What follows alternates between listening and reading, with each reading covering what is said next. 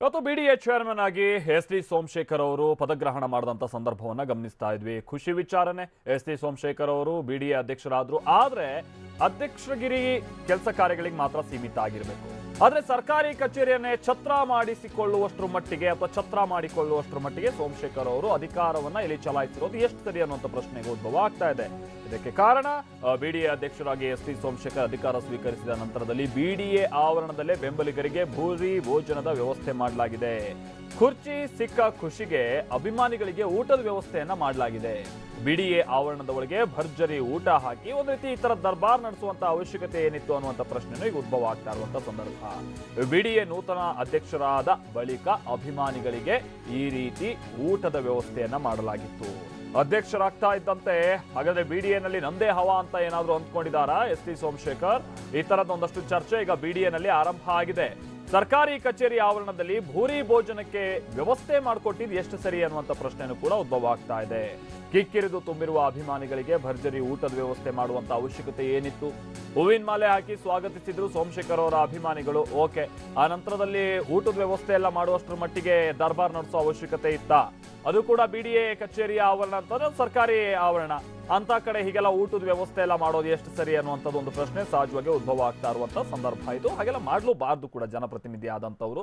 ಬೇಕಾದ್ರೆ ಅಕ್ಕಪಕ್ಕದ ಮೈದಾನನೋ ಅದ್ರ BBMP ಪರ್ಮಿಷನ್ ಪಡ್ಕೊಂಡು ಮಾಡಲಿ, ಅಥವಾ ಬಿಡಿಎ ಕಚೇರಿಯಲ್ಲಿ ಈ ತರದ ಊಟದ ವ್ಯವಸ್ಥೆ ಎಲ್ಲ ಯಾಕೆ ಅನ್ನೋ ಪ್ರಶ್ನೆ ಸಹಜವಾಗಿ ಉದ್ಭವ ಆಗುತ್ತೆ. ಎಲ್ರಿಗೂ ಗೊತ್ತಾಗ್ಲಿ ಅಂತನಾ? ನೋಡಿ, ನಾನು ಅಧ್ಯಕ್ಷಗಿರಿಯನ್ನು ವಹಿಸ್ಕೊಂಡಿದ್ದೀನಿ, ನಂದೇ ಹವಾ, ನೋಡಿ ನನ್ನ ಅಭಿಮಾನಿಗಳು ಎಷ್ಟು ಮಂದಿ ಬಂದಿದ್ದಾರೆ, ನೋಡಿ ನನ್ನ ತಾಕತ್ತು, ಈ ಥರದ್ದೇನಾದ್ರು ತೋರ್ಸಕ್ಕ ಈ ಥರದ್ದೆಲ್ಲ ವ್ಯವಸ್ಥೆ? ಈ ಥರದ ಪ್ರಶ್ನೆ ಎಲ್ಲ ಉದ್ಭವ ಆಗುತ್ತೆ ಸಹಜವಾಗಿ. ಸದ್ಯ ಒಂದು ಸಣ್ಣ ಸೂಕ್ಷ್ಮತೆಯನ್ನಾದರೂ ಅರ್ತಿದ್ದಾರೆ ಇಲ್ಲಿ ಅಂತಂದರೆ ಅಲ್ಲೇ ನಾನ್ ವೆಜ್ ವ್ಯವಸ್ಥೆ ಎಲ್ಲ ಇರಲಿಲ್ಲ ಅಂತ ಕಾಣಿಸುತ್ತೆ. ಬಹುಶಃ ಸಸ್ಯಾಹಾರದ ಊಟದ ವ್ಯವಸ್ಥೆ ಆದರೂ ಕೂಡ ಭಾಳ ಭೂರಿ ಭೋಜನದ ವ್ಯವಸ್ಥೆನೇ, ವೆಜ್ ಊಟದ ವ್ಯವಸ್ಥೆನೇ ಇವತ್ತಿದ್ದು. ನಾನ್ ವೆಜ್ ಊಟದ ವ್ಯವಸ್ಥೆ ಎಲ್ಲ ಇರಲಿಲ್ಲ.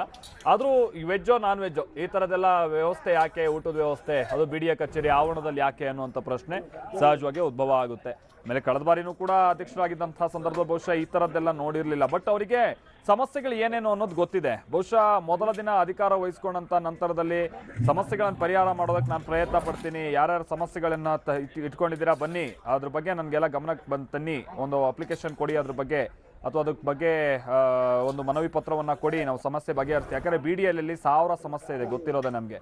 ರೈತರು ಭೂಮಿ ಕಳ್ಕೊಂಡಂಥವ್ರಿಗೆ ಇನ್ನೂ ಕೂಡ ಅದಕ್ಕೆ ಸಂಬಂಧಪಟ್ಟಂತೆ ಕಾಂಪನ್ಸೇಷನ್ ಸಿಕ್ಕಿಲ್ಲ. ಸೈಟ್ ಎಲ್ಲ ಸಿಗಬೇಕಾದಂಥವ್ರಿಗೆ ಇನ್ನೂ ಕೂಡ ಸೈಟ್ ಸಿಕ್ಕಿಲ್ಲ. ಒಂದೊಂದು ಸೈಟಲ್ಲಿ 3 ಜನರ ಮಾಲೀಕತ್ವ. ಬಿಡಿಎ ಅನ್ನೋದೇ ಅಧ್ವಾನದ ಒಂದು ಕಚೇರಿ ಅದು. ಅಂಥ ಕಡೆ ಇವರು ಅಧ್ಯಕ್ಷರಾಗಿ ಗಾದಿ ವಹಿಸ್ಕೊಂಡಂಥ ಸಂದರ್ಭದಲ್ಲಿ ಸಹಜವಾಗಿ ಸಮಸ್ಯೆಗಳಿಗೆ ಪರಿಹಾರ ಕಂಡುಕೊಳ್ಳುವಂಥ ನಿಟ್ಟಿನಲ್ಲಿ ಕ್ವಿಕ್ ಆಗಿ ನಾನು ರೆಸ್ಪಾಂಡ್ ಮಾಡ್ತಾ ಇದ್ದೀನಿ ಅನ್ನೋದು ತೋರಿಸೋದಕ್ಕೆ ಒಂದು ಅವಕಾಶ ಇರುತ್ತೆ ಇಂಥ ದಿನ ಎಲ್ಲ. ಬಟ್ ಇಂಥ ದಿನನೂ ಇವರು ಅಭಿಮಾನಿಗಳನ್ನು ಕರೆಯೋದು, ಅಲ್ಲೆಲ್ಲ ಊಟದ ವ್ಯವಸ್ಥೆ ಮಾಡೋದು, ಇದೆಲ್ಲ ಎಷ್ಟು ಸರಿ ಅನ್ನೋ ಪ್ರಶ್ನೆ ಸಹಜವಾಗಿ ಉದ್ಭವಿಸುತ್ತೆ. ಬಹುಶಃ ಈ ಬಾರಿ ಬಿಡಿಎ ಅಧ್ಯಕ್ಷರಾಗಿ ಅವರಿಗೆ ಅವ್ರನ್ನು ನೇಮಕ ಮಾಡಿದ್ರು ಕೂಡ, ಅಂದರೆ ಪಕ್ಷದಿಂದ ಸೂಚನೆ ಕೊಟ್ಟರು ಕೂಡ ಮುಖ್ಯಮಂತ್ರಿಗಳು ಅದಕ್ಕೆ ಅಂಕಿತ ಹಾಕಿರಲಿಲ್ಲ. ಬಹುಶಃ ಡಾಕ್ಟರ್ ಜಿ ಪರಮೇಶ್ವರ್ ಅವರು ಬಿಟ್ಕೊಡಕ್ಕೆ ರೆಡಿ ಇಲ್ಲ ಅನ್ನುವಂಥ ರೀತಿಯಲ್ಲೆಲ್ಲ ಮಾತಿತ್ತು. ಬಹಳ ಪ್ರಯಾಸದಿಂದ ಅವ್ರು ಈ ಬಾರಿ ಬಿಡಿಎ ಅಧ್ಯಕ್ಷಗಿರಿಯನ್ನ ಪಡ್ಕೊಂಡಿದ್ದು. ಈ ಕಾರಣಕ್ಕಾಗಿ ಏನಾದರೂ ತನ್ನ ತಾಕತ್ತು ತೋರಿಸೋದಕ್ಕೆ ಈ ಥರದ ವ್ಯವಸ್ಥೆ ಮಾಡಿದ್ರು ಏನೋ ಗೊತ್ತಿಲ್ಲ.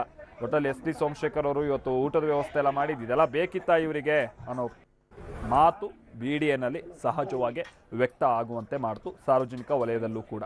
ಇವರ ಬಿಡಿಎ ಅಧ್ಯಕ್ಷಗಿರಿಯ ತಾಕತ್ತು ಕೇವಲ ಊಟದ ವ್ಯವಸ್ಥೆ ಮಾಡೋದಕ್ಕೆ ಮಾತ್ರ ಸೀಮಿತನ, ಅಥವಾ ಸಮಸ್ಯೆಗಳ ಬಗೆಹರಿಸುವಂಥ ನಿಟ್ಟಿನಲ್ಲಿ ಅಭಿವೃದ್ಧಿ ಮೆಟ್ಟಿಗೂ ಕೂಡ ಮುಂದುವರ್ಸ್ಕೊಂಡು ಹೋಗುತ್ತಾ ನೋಡಬೇಕಿದೆ.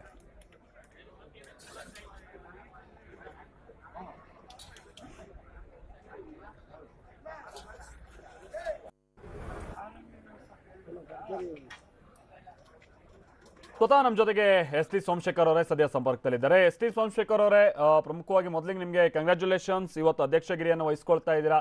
ಬಟ್ ಆವರಣದಲ್ಲಿ ಊಟದ ವ್ಯವಸ್ಥೆ ಎಲ್ಲ ಬೇಕಿತ್ತ ಅನ್ನೋ ಪ್ರಶ್ನೆ ಎಸ್.ಟಿ. ಸೋಮಶೇಖರ್ ಅವರೇ. ನನ್ನ ಧ್ವನಿ ಕೇಳಿಸ್ತಾ ಇದೆ ಎಸ್.ಟಿ. ಸೋಮಶೇಖರ್ ಅವರೇ?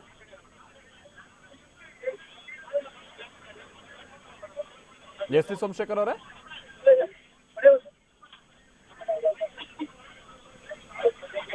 ಹಲೋ, ನನ್ನ ಧ್ವನಿ ಕೇಳಿಸ್ತಾ ಇದೆಯಾ ಎಸ್.ಟಿ. ಸೋಮಶೇಖರ್ ಅವರೇ?